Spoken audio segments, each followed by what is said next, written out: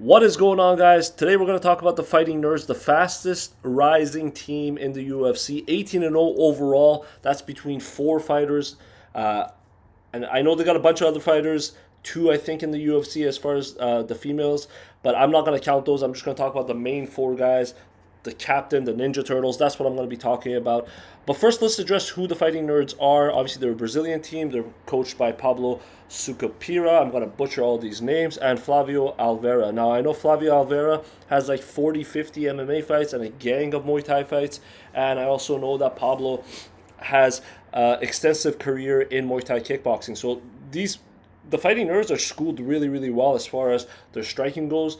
Their grappling should be good too, and their defensive wrestling, I imagine, will be pretty good. But we'll see as as they fight better competition as they move up in the rankings.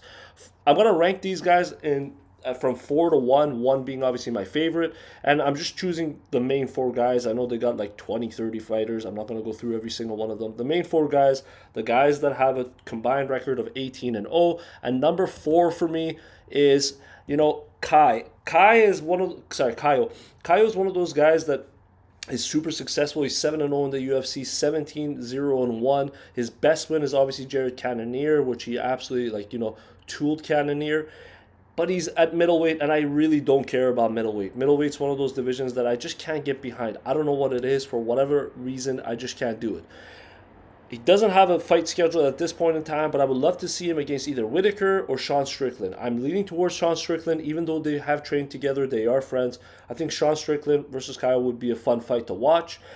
Whitaker, I just don't want to see him lose anymore, man. I want Whitaker to have a gimme fight, and Kaio is definitely not a gimme fight. Moving on to number 3, guys, and number 3 is Jean Silva, the Lord himself, the featherweight king.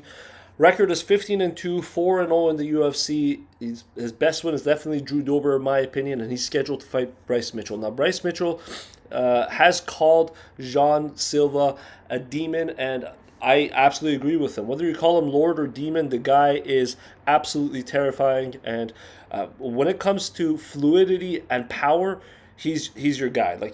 He's got both fluidity and power in his hands. He can finish anyone from any position. So Jean Silva's number 3. Moving on to number 2, and I have Mauricio Rufy. Now, Rufy's a lightweight, 12-1 overall record, 3-0 in the UFC. His best win is against Bobby King Green, or just King Green.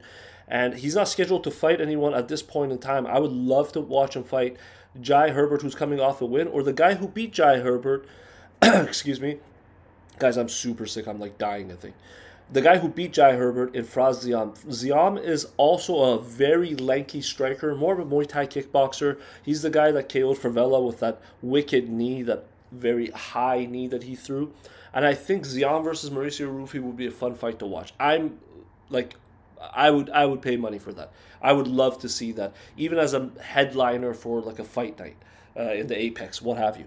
Number 1, guys, and obviously you know who it is just by the process of elimination, is Carlos Pratis, the Nightmare himself.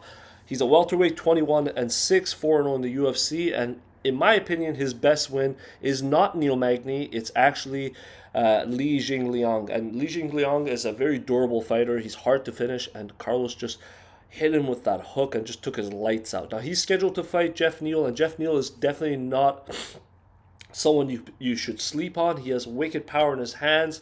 The guy's a tough customer, and I think if Carlos is not active enough, Neal can kind of get into the fight, because Neal's a very slow starter, and he's just looking for that one powerful punch.